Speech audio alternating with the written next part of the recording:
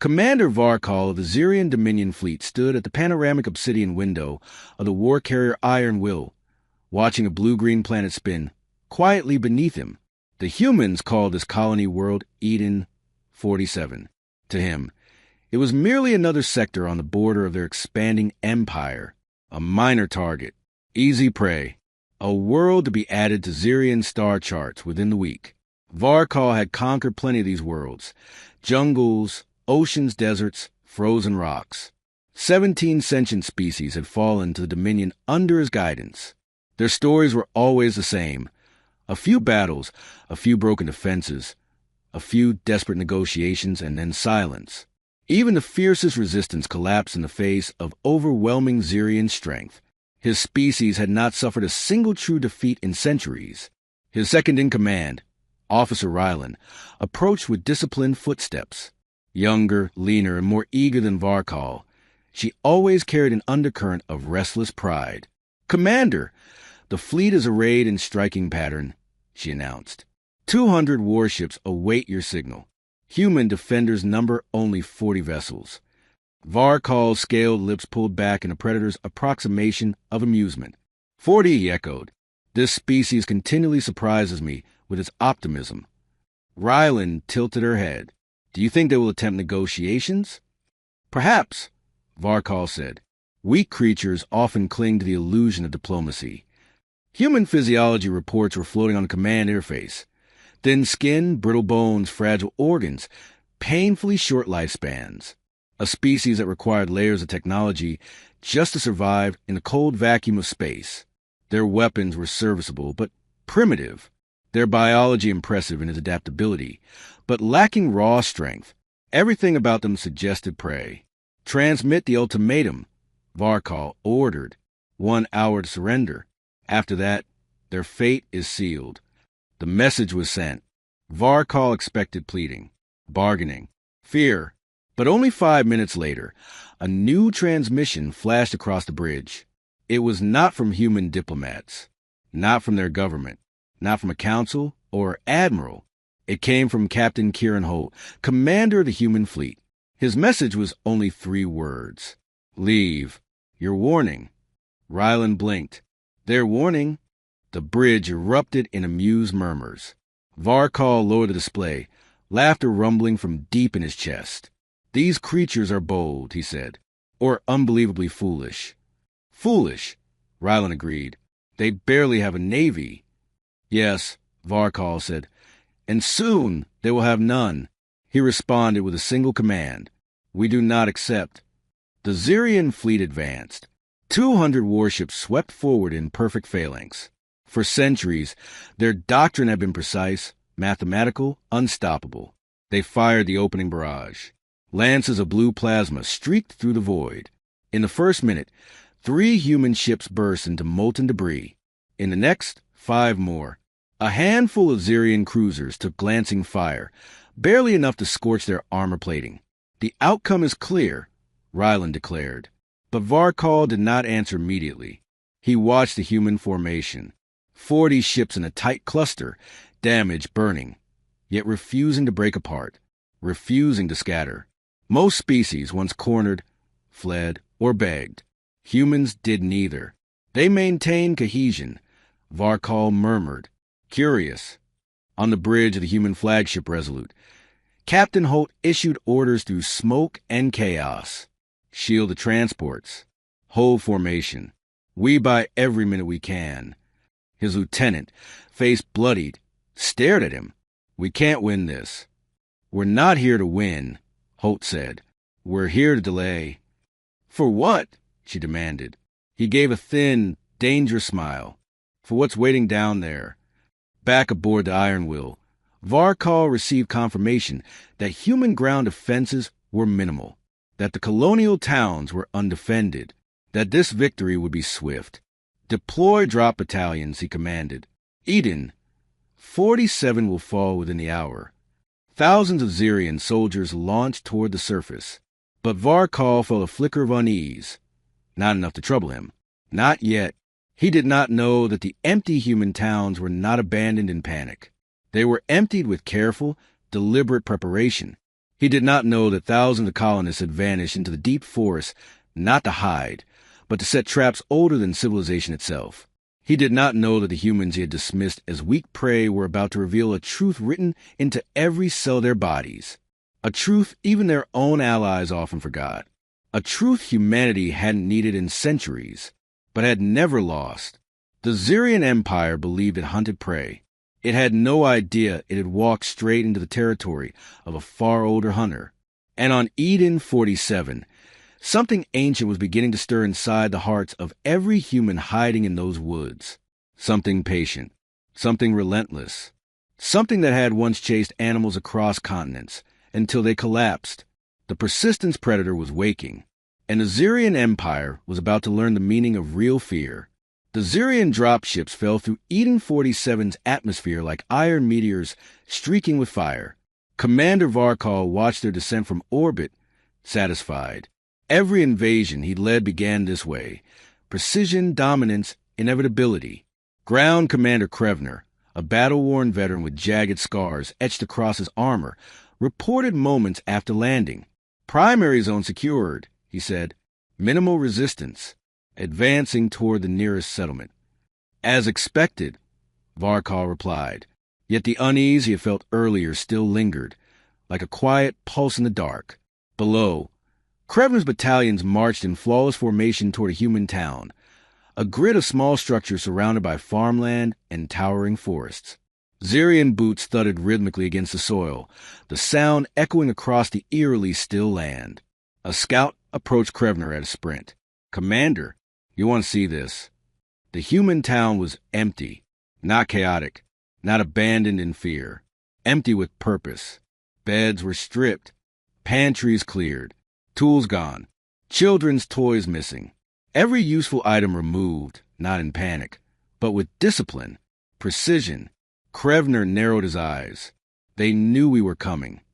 "Yes, sir. Tracks lead north. Hundreds, no, thousands, into the forests." The Xerian commander looked toward the tree line. Tall pines swayed in the wind like silent watchmen. The shade beneath them seemed far too dark. "Good," Krevner said. "Running prey saves us the trouble." He deployed 2,000 soldiers into the forest. This was his first mistake.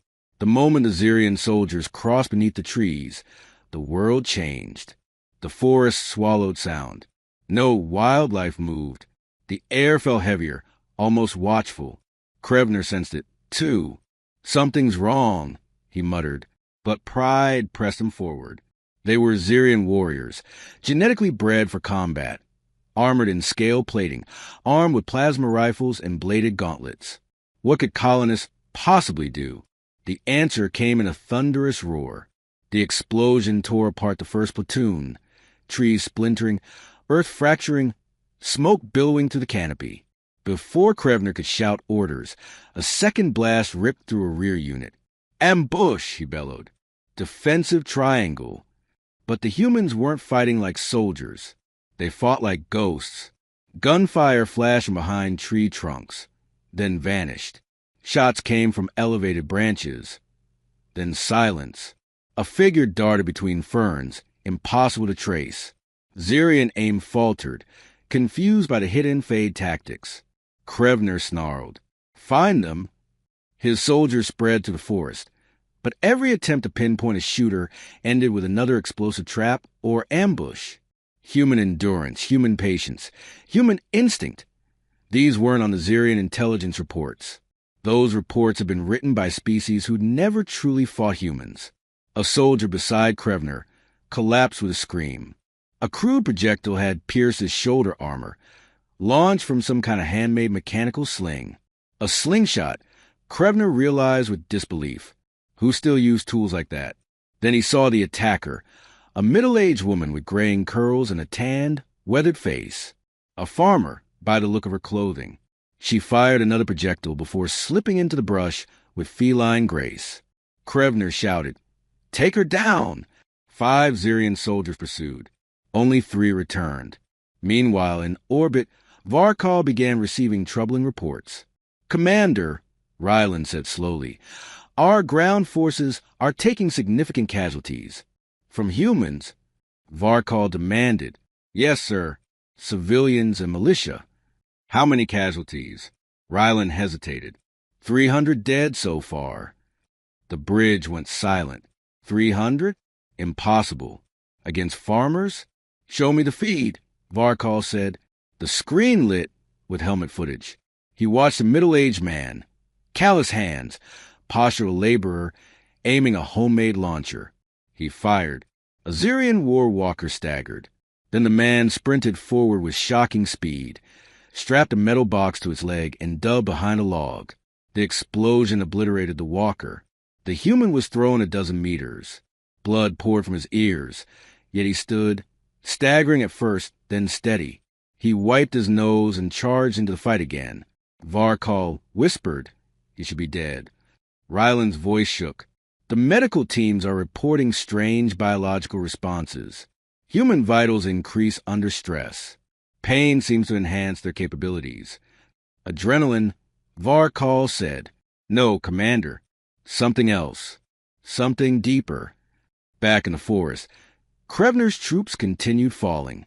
They formed defensive arcs, but every time they regrouped, humans struck again, never from the same direction twice. Krevner finally pulled his surviving units back toward the forest's edge. 700 Xerian soldiers, nearly a third of his deployed force, were dead. Then he saw them, dozens, no hundreds, of humans emerging from the trees, men and women, old and young, bloodied, bruised, limping, exhausted, but standing, watching, and smiling. Predator smiles. Krevner felt something unfamiliar tighten in his chest. A strange pressure, a slow chill. Fear. He opened a channel to Varkal. Commander, there is something wrong with these humans. They don't break. They don't retreat. They don't fear death. Varkal frowned. Can you take the planet? A long silence followed. Yes, Krevner finally said, but the price will be far higher than projected. Varkal ended the call, staring into the void. Humans weren't fighting like prey. They were fighting like something else entirely. Something older, something dangerous, and something he no longer understood. 3 days into the invasion, Commander Varkal's unease had evolved into something he did not yet dare name. Reports from the forest were worse each hour. Xerian platoons disappearing, traps detonating with surgical precision, civilians fighting like seasoned veterans. Enough was enough. Varkal would see the truth with his own eyes. He boarded a surface drop craft and descended through the smoke-stained skies toward Eden 47's capital city, Havenreach. Fires spread across the district outskirts like veins of molten orange. Buildings, once clean and orderly, now stood broken, charred, and torn apart by the weight of war. Ground Commander Krevner met him at the forward command point. His armor was cracked, smeared with dirt and dry blood, Xerian and human.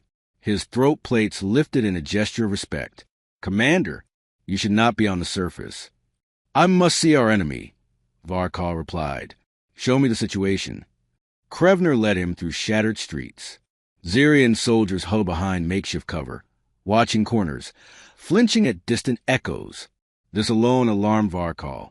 His soldiers were fearless, but fear now lingered in their posture. Why have we halted? Varkal demanded. Krevner pointed to a junction ahead, for broken streets meeting like jagged scars. 12 humans are holding that intersection. 12. We've tried breaching it 3 times.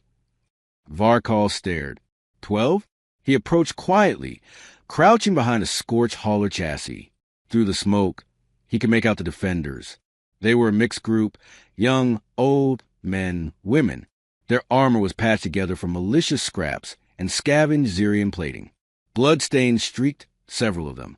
A few looked barely capable of standing, yet every one of them held their weapons steady. At their center stood a woman, Sergeant Mira Torres. Varkal studied her through his visor zoom. Medium height, burned cheek, left arm hanging uselessly, armor shattered at the waist. A plasma gray scar across her thigh. She bled from at least 7 wounds. By Xerian standards, she should have been unconscious, but she was very much awake, eyes sharp as twin blades. Varkal felt it again. that strange tightening in his chest. "What injuries has she sustained?" he asked. "Multiple fractures. Severe blood loss. Organ damage," Krevner answered. "She's been fighting since yesterday. She should be dead." "Yes, Commander," Krevner said quietly. "She will not fall." Varkal watched more carefully. It wasn't just her. Humans moved together with uncanny synchronicity, without verbal commands, without visible signaling. They flowed as one organism, shifting positions as though connected by instinct. It was unnatural. No drilled soldier moved that way. "Order the advance," Varkal said. "I want to witness their limits." Krevner relayed the command. 50 Zirian soldiers advanced, splitting into 2 coordinated squads. Their armor gleamed. Their rifles hummed with charged plasma. Their formation was perfect. The humans did not panic. They did not break. They waited. Then Mira Torres stepped from behind cover. Her limp should have made her slow, but she moved like flowing shadow, lethal and precise. Her shot struck with frightening accuracy. 1 Zirian down, 3, then 5. Her squad moved with her, forming a deadly arc of coordinated fire. Zirian soldiers pushed forward anyway. Their numbers were overwhelming. Plasma blasts shook the intersection. Concrete exploded into dust. Sparks danced like fireflies. Humans fell one by one, but never retreated. Varkal watched the transformation. He saw Torres take a plasma bolt to the leg. Her knee buckled, she screamed, and then she stood again, faster, stronger, her face twisted not with pain, but with something far more ancient, something primal. A wounded human is not weaker. They are sharper, more focused, more dangerous. Finally, a Zirian warrior reached one of the human fighters, a young man with cuts crisscrossing his face. The warrior's claws tore deep into the man's chest. Varkal expected him to fall. He didn't. Instead, he seized the warrior's arm, twisted with inhuman strength, and snapped it clean. Then he fired point blank into the alien's throat before charging the next attacker. Varkal inhaled sharply. "What are they?" Ryland whispered over comms. Varkal had no answer. The battle raged. 20 Zirian soldiers fell, then 30. Step by step, the Zirian gained ground, but the cost was too great. Finally, Mira Torres's leg gave out for the last time. She fell to one knee. Blood streamed down her arm. Her breaths came ragged, but she smiled. That smile, Predator's smile. A sound ripped from her throat, half scream, half battle cry, echoing through the broken streets. Her squad answered with the same primal roar. Then they charged, with knives, with fists, with teeth bared. The Zirian formation faltered, just for a heartbeat, but a heartbeat was enough. Torres killed 4 more before she finally collapsed under a hail of plasma. One by one, her squad went down with her, each taking enemies into death. When it ended, only 2 humans remained standing. 2, against 50 Zirian elites. Varkal watched them lean on each other, shaking from exhaustion, holding weapons they could barely lift. Yet their eyes held that same terrifying gleam, that same smile. His chest tightened again. Not confusion, not disbelief. Fear, real fear, for the first time in his long military life. "Fall back," Varkal said quietly. "Recover our wounded. We reassess." Krevner stared at him, stunned. "Commander." "We were not prepared," Varkal said. "These are not prey." As Zirian forces retreated from the intersection, the 2 surviving humans were already dragging their wounded towards safer ground. Bleeding, broken, barely alive, but they were smiling. The ancient hunter inside them fully awake. And hungry. Commander Varkal returned to the bridge of the Iron Will in silence. He had not slept. The faces of the human defenders haunted his thoughts. Their blood-soaked smiles, their refusal to fall, their predatory calm in the face of certain death. Humanity was no prey species, no frightened animal. Something inside them awoke when pushed to the edge. A hunter, a monster, a force no Zirian intelligence report had prepared him for. But dawn brought new complications. Lieutenant Ryland turned pale as she read the incoming fleet scans. Commander, new signatures. 30 human ships just exited FTL at the edge of the system. Varkal stiffened. Reinforcements? They're coming in hot, immediately accelerating toward our orbital line. So the humans had finally revealed their true strength. Captain Kieran Holt was still alive, his warship resolute, scarred, with half its hull blackened from earlier combat, now led the incoming flotilla as though it were brand new. Behind him, a mismatch of colony cruisers, converted freighters, and emergency drafted vessels took formation. 40 ships in total, against the Dominion's remaining 150. It should have been hopeless. But Varkal had seen enough to know. Humans did not fight like normal species. "Open a channel," he ordered. Holt's voice came through, low and steady, dangerously calm. "All vessels," he said to his fleet, "target their supply carriers. Sever their spine." Ryland's frills twitched nervously. "They're ignoring our main warships." Of course they were. Humans didn't aim for victory. They aimed for pain. The human fleet surged forward with reckless, terrifying precision. Plasma strikes slammed into Xerian transports and medical barges. Every hit was deliberate, every sacrifice calculated. Within minutes, chaos spread across the Dominion battle line. One human ship, a burning cruiser missing half its engines, angled sharply toward a Xerian troop transport. Ryland gasped. They wouldn't dare. "Oh, they dare," Varkal whispered. Inside that cruiser was pilot Ashlyn Grant. Alone, her crew had evacuated under her orders. "For my brother," she murmured to no one. "For Eden." The cruiser accelerated beyond safe limits. Metal shrieked. Reactive plating peeled away. She did not slow. She did not flinch. She smiled. The impact was catastrophic. The Xerian troop transport, holding 2,000 elite soldiers, detonated in a sun-bright explosion. Both ships vanished in a cloud of debris. On the Iron Will, the bridge crew stared in horrified disbelief. "She killed herself," Ryland whispered. "By choice." "No," Varkal said quietly. "She hunted." The bridge was silent. The humans were predators, and predators did not fear death. On the surface, the situation had deteriorated into nightmare. Krevner's forces, now surrounded, attempted to hold the central districts of Havenreach. But as the sun rose, human reinforcements struck from behind. Colonial militia, survivalists, former miners, off-world rangers returning home mid-war. The city streets turned into a maze of ambushes and relentless assaults. "We are pinned down," Krevner reported through static. The humans attacked from all sides. They vanished between strikes. "We are losing ground, Commander." "Break through the landing zone," Varkal ordered. "I don't know if we can," Krevner said. "I've never seen an enemy fight like this." One medic's story soon reached Varkal. His name was Elias Palmer. Weaponless, tired and bleeding from 3 wounds, he refused to evacuate his patients. When a squad of 10 Xerian soldiers cornered them, he stepped forward, raising a scavenged rifle with shaking hands. "You want them," he growled. "Try it." He killed 4 before 2 plasma bolts tore into him, one to the shoulder, one through the ribs. He collapsed. The Xerian soldiers advanced toward the wounded behind him, and Elias Palmer stood up again. Not possible, not logical, not biologically reasonable. He should have been dead. Yet he rose with sound from deep in his chest, half rage, half instinct. He fired until his weapon went dry.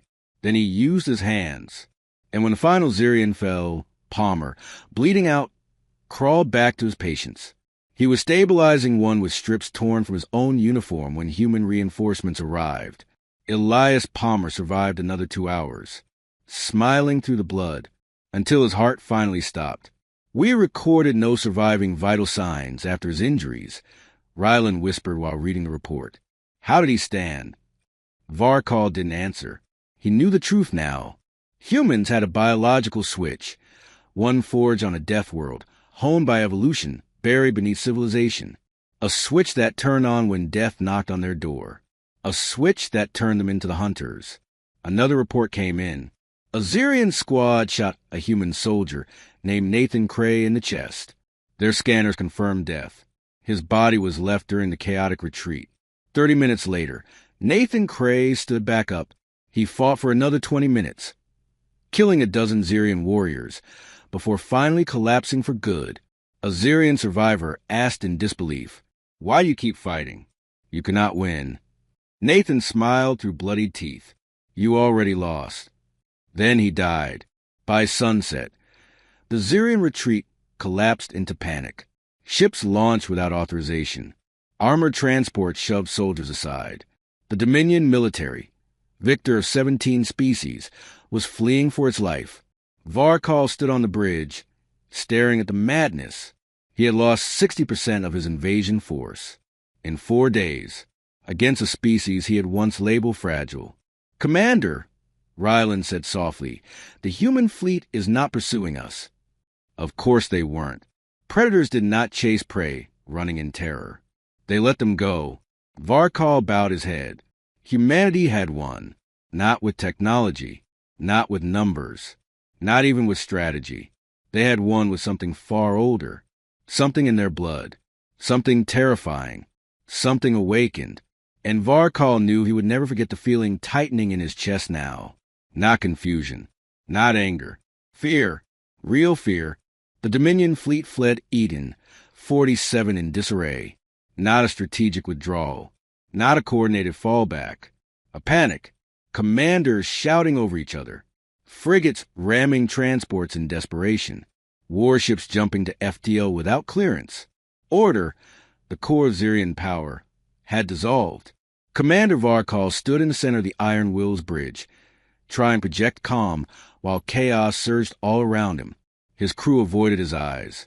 Their scales dulled, their spines lowered. They felt something unfamiliar, something forbidden. "Fear. Recall all transports," Varkal ordered.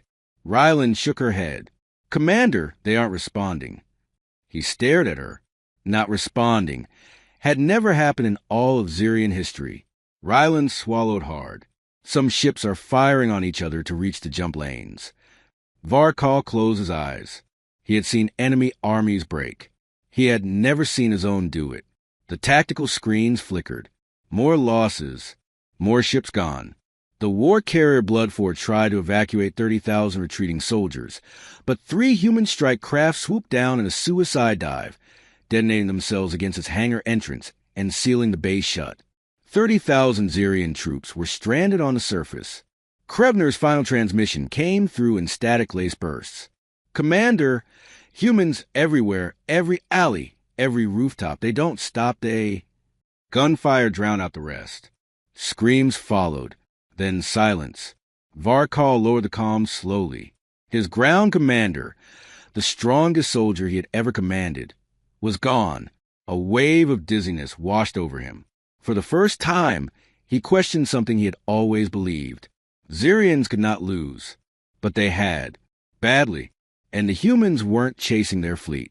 Not a single ship, not a single fighter. "Why are they letting us go?"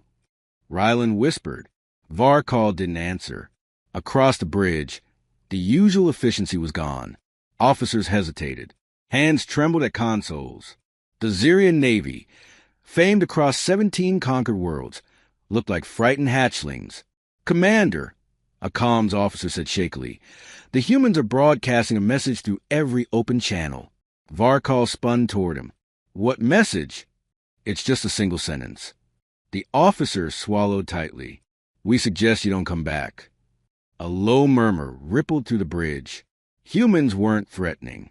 They weren't taunting. They were warning, like apex predators giving a final growl before walking away.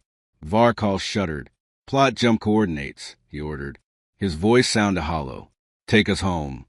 The Zirian fleet vanished into hyperspace, limping back toward Dominion territory. The journey home was suffocating. Silence filled the command deck. No one boasted.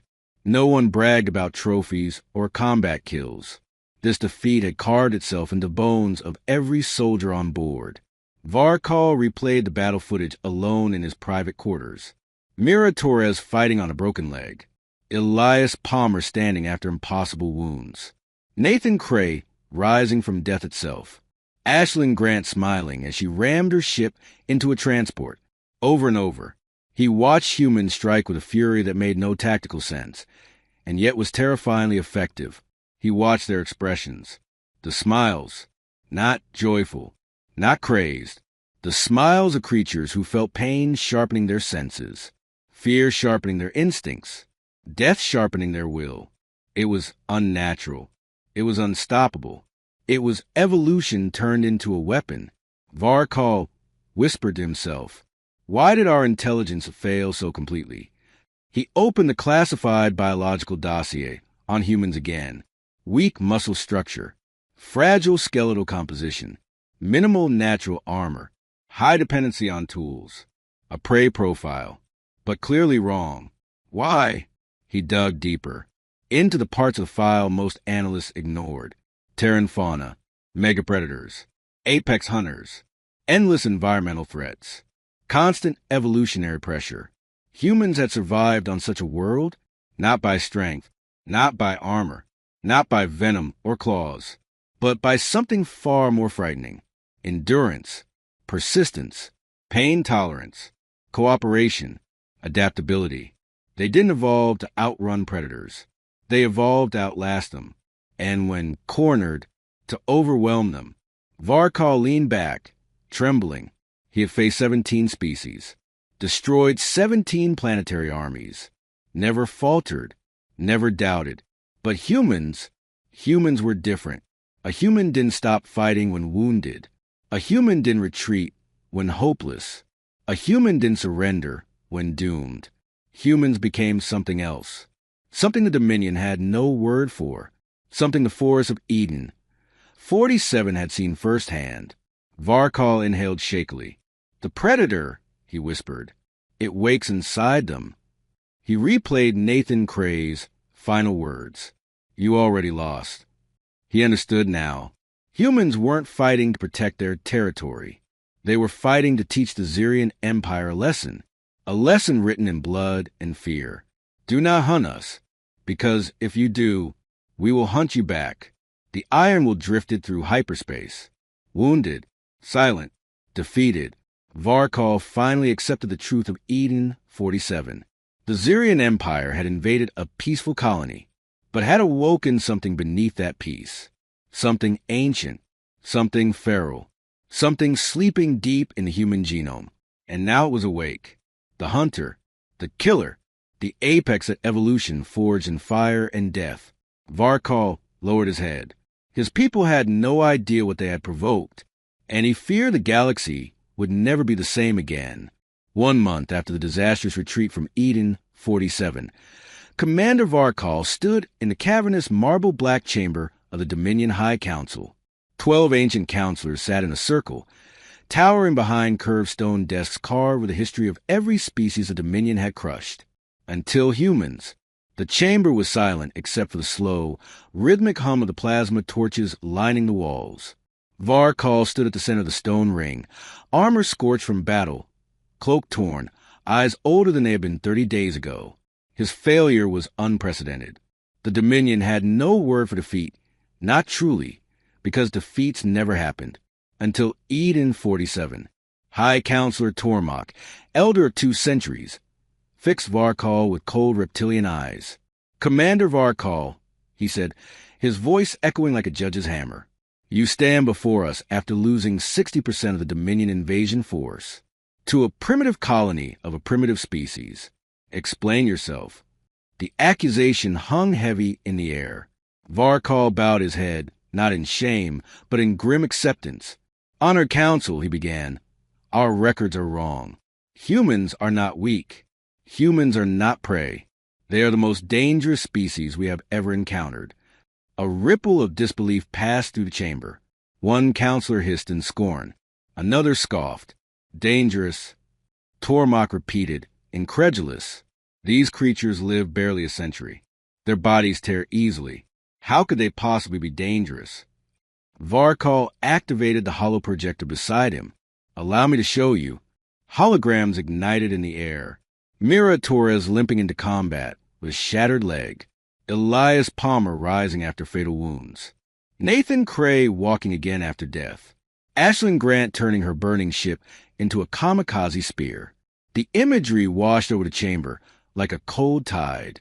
Tormach frowned. Explain. Varkal inhaled. Humans evolved on a death world. Apex predators, lethal weather, endless disease. They survive by becoming creatures of endurance and cooperation. He swiped through more visuals. Ancient Terran beasts, primal hunters, harsh landscapes. They were never the strongest, never the fastest, never the armored, but they were the most relentless. The holo projector displayed archival Terran footage, grainy recordings of a human chasing an antelope-like creature for hours. The animal sprinted ahead, but the human never stopped. Step after step, mile after mile, until the prey collapsed from exhaustion. This is called persistence hunting, Varkal said. Their ancestors chased animals until the animals died of fear, exhaustion, or heat. Humans hunted by refusal, by simply not stopping. The counselors watched in stunned silence. Varkal continued, voice low and grim. This trait remains in them, in their blood, in their bones. In battle, fear and pain make them stronger. When wounded, they fight harder. When dying, they become more dangerous. Tormach leaned forward. You claim these fragile creatures become stronger when near death? Varkal nodded. Yes, Elder. Pain does not weaken them. It awakens something inside them, something primal. He displayed a final image, a human soldier from Eden, leaning against rubble, soaked in blood, surrounded by dead Xerian warriors. The man was smiling. This, Varkal said quietly, is what haunts me. The chamber was silent enough to hear the crackling of the torches. Humans smile when they fight. They smile when they kill. They smile when they die. It is not madness. It is instinct. The predator wakes, and it enjoys the hunt. The youngest counselor stood, trembling. What do you recommend, Commander? Varkal hesitated. He had rehearsed this answer 1,000 times. It still felt wrong to speak. I recommend we never engage humanity again. Not in war. Not in politics. Not even in competition. We should approach them with respect. Perhaps even friendship. And pray they accept it. Friendship? Another counselor spat. With the species that humiliated us. I recommend survival, Varkal responded. If we anger them again, if they unleash their full strength, we will be hunted to extinction. Tormach narrowed his eyes. What makes you so certain? Varkal stepped forward, voice cold and unwavering. Because humans did not pursue us after we fled. They let us run. A predator does not chase prey that has already learned its place. The chamber trembled with a hush. He continued. They could have destroyed our retreating fleet. They could have demanded vengeance. They could have followed us home. But they didn't. Another counselor whispered. Because they are merciful? Varkal stared at him, horrified. No, because they were done hunting. The elder counselors exchanged glances, fear creeping into their ancient eyes. Tormach finally spoke, voice softer than before. What would happen, Commander, if humanity ever decided to wage true war? Not defending a colony, but attacking us. Varkal took a moment. His throat felt dry. Then we would face warriors who feel no fear, who grow stronger when wounded, who never stop, never rest, never surrender. We would face the apex persistence hunters of a death world. He paused, and they would run us down, even if it took a generation. Silence smothered the chamber. After a long, heavy moment, Tormach spoke. The Dominion Council has decided, effective immediately. Varkal held his breath. Humans are declared a protected species. No Dominion ship shall enter their space without explicit permission. No Dominion troop shall threaten their worlds. A collective exhale filled the chamber. Shame, fear, relief. Varkal bowed his head, not in disgrace, but in profound respect. As he turned to leave, he thought of Eden 47 survivors, tending fields, rebuilding cities, comforting their wounded children. Peaceful, gentle, smiling. Yet every one of them carried the predator inside, sleeping, Waiting. Varkal whispered to himself, "Pray we never wake again." Commander Varkal stepped out of the High Council chamber feeling strangely hollow. The heavy doors closed behind him with a seismic thud, like the end of an era. For centuries, the Zirian Dominion had expanded across the galaxy with unstoppable confidence. Every species they met had bowed, fled, or died, until humans. And now, because of humanity, the Dominion had done something it had never done before. Retreated, yielded, declared a species off-limits. As Varkal walked down the polished obsidian corridor, the echoes of his boots sounded unnaturally loud. Zirian officials who passed him looked away, not in disdain, but in silent acknowledgement. They all knew what had happened at Eden 47. The Zirian Empire had faced a monster, and it had blinked, not because of human technology, not because of human numbers, but because of human will. Varkal's thoughts drifted to the battlefield footage again. He had memorized every second. Sometimes he wished he hadn't. He recalled a scene from a forest battle, a human mother shielding her children while firing a scavenged plasma pistol with the accuracy of a trained assassin. She had taken 3 hits, should have fallen. Instead, she pressed forward, snarling like a cornered predator, killing the soldiers who flanked her. She died afterward, but her children survived. Humans were terrifying in their ferocity, but terrifying, too, in their love. Their bonds turned them into something more brutal than any apex predator. He reached the viewport overlooking the central city spire. The Dominion capital gleamed like a steel jewel, but today the scene looked fragile, breakable, as if the Empire had finally realized it was not invincible. Rylan stood near the window, waiting. "You did well in the chamber, Commander," she said quietly. Varkal almost laughed. "I told our rulers to fear species half our size. You told them the truth." He exhaled. "Does truth matter when it humiliates the Empire?" Rylan shook her head. "Truth matters because it prevents extinction." A long silence settled between them. Then Varkal asked, "What news from Eden 47? Rylan pulled up a datapad. Human colonies had begun rebuilding. They repaired power and water grids. Agricultural zones are functioning. They organize memorials for their dead. Varkal stiffened. Memorials? But they were the victors. Rylan hesitated.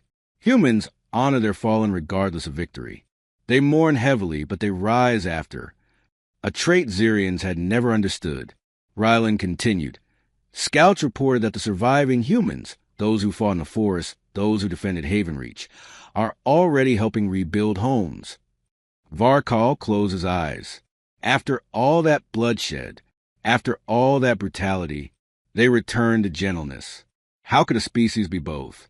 Predator and healer, killer and comforter, nightmare and dream.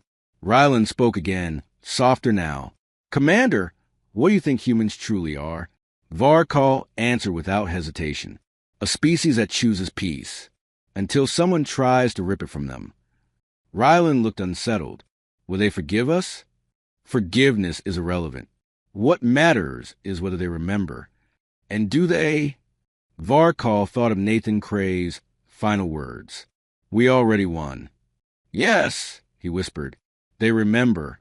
3 weeks later, Varkal stood at the memorial platform overlooking the Dominion military docks. Tens of thousands of Zirian soldiers were present, armor polished, banners flying in the cold wind. But the atmosphere was grim. Today, Varkal was to address the army. He stepped to the platform edge, looking down at the rows of troops, so disciplined, so proud, yet visibly shaken. Zirians did not fear. Yet today they did. He projected his voice across the plaza. Warriors of the Dominion, he began. You know why we gather. For the first time in our long history, the Dominion has tasted defeat. A murmur rippled through the ranks. Varkal continued. Do not blame yourselves. Do not blame your comrades. Blame our ignorance. He raised a clawed hand, showing footage of human soldiers fighting on Eden 47. These beings are not weak. They are not fragile. Their strength is not in their bodies. It is in their nature. He tapped the controls. The image shifted to show ancient Terran predators, harsh landscapes, vicious storms. They are the products of a world that tried to kill them every day. And they survived, not by overpowering threats, but by outlasting them. Every Xerian soldier stared in stunned silence. They are persistence hunters, Varkal said. They chase, they endure, they adapt. Pain sharpens them. Fear fuels them. Death only angers them.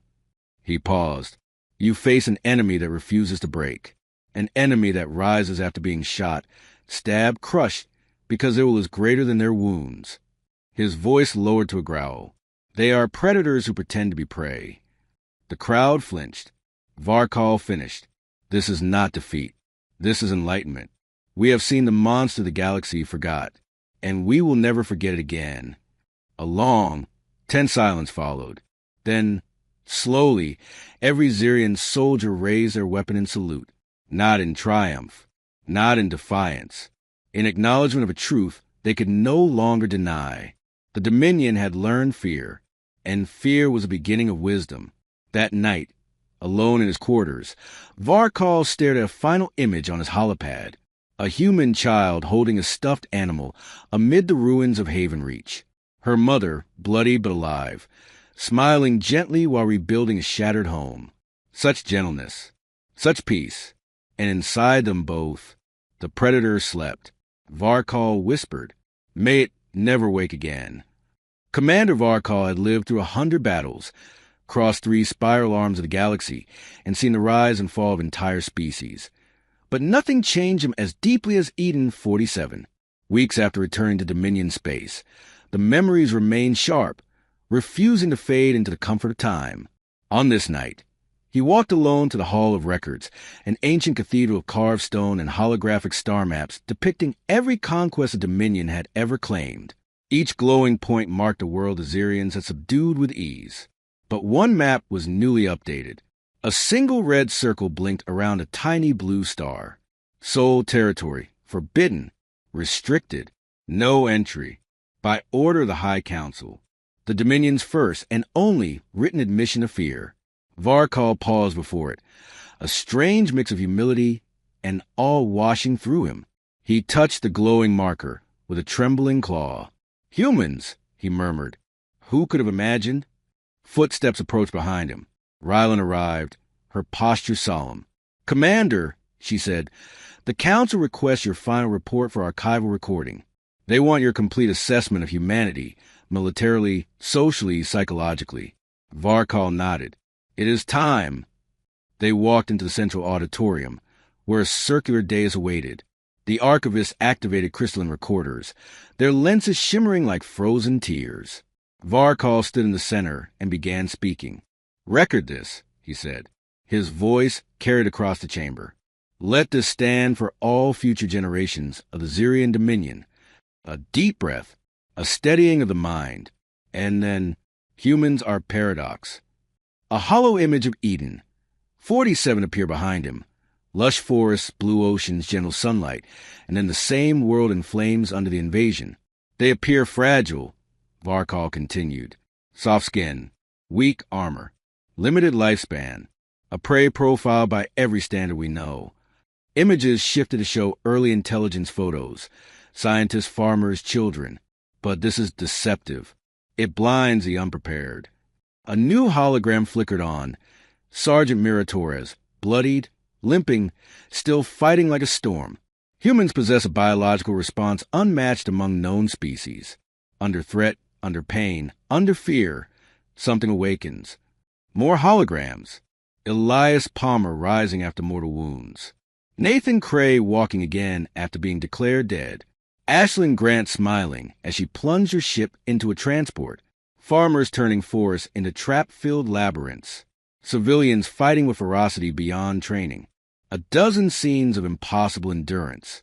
Varkal's voice deepened. They are persistence hunters.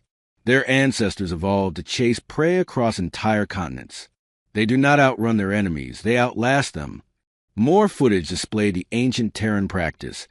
Humans jogging steadily while predators sprinted and collapsed.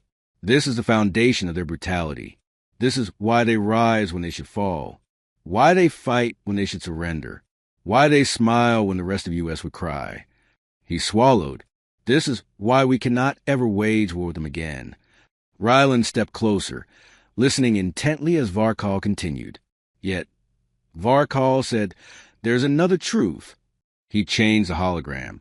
Now it showed rebuilding efforts on Eden 47. Children laughing among the ruins. Families planting new crops. Doctors tending to wounded Xerians and humans alike. Musicians gathering to play in burned-out squares. The gentle side of humanity. Humans choose peace, Varkal said. Despite the monster inside them, they prefer kindness, art, exploration. They smile easily. They care fiercely. They chase joy with as much passion as they chase enemies. He paused. And this is what terrifies me the most. Ryland frowned softly. Why, Commander? Varkal turned toward her. Because the predator sleeps. By choice. The archivists whispered among themselves. Varkal raised his voice. Understanding that, truly understanding, means accepting that if humans ever wake that predator fully, if they ever decide to stop holding back. He gestured toward the star map above them. All the conquered worlds, all the Dominion territories. They would burn through our empire like wildfire in dry grass. They would not stop. They would not tire. They would not negotiate. They would simply hunt. His final words came out as a near whisper, and they would smile while doing it. The archivist ended the recording. Silence filled the vast hall. Ryland's voice finally broke it. What do you think the humans will do now? Varkal exhaled slowly. They will rebuild. They will return to their farms, their families, their quiet aspirations. Ryland nodded. They are choosing peace again. For now, Varkal said. She studied him. Do you expect we will meet them in battle again someday? Varkal stared up at the glowing star-labeled soul. No, he said. I expect we will never dare. He turned away from the map. But I fear the day someone else does. Later that night, alone in his quarters, Varkal activated his private terminal. A final image appeared, taken secretly by a Xerian scout before leaving Eden 47. A human boy, no more than 5, helping his mother gather bricks to rebuild their shattered home.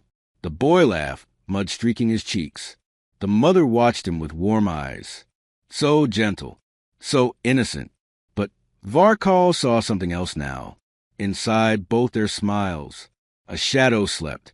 The same shadow that had slaughtered 60% of a Dominion invasion force. The same shadow that rose in every scream on the battlefield. The same shadow that could awaken again, if provoked. The human predator. The true apex. Varkal whispered, May we never give them a reason to remember what they truly are. He dimmed the terminal, and in the quiet darkness of his chamber, Commander Varkal bowed his head. Not to Superior, not to a council, but to a species that had earned his fear, his respect, and a place in Xerian memory eternal. The humans, the hunters, the predators who chose peace, until someone forced them not to.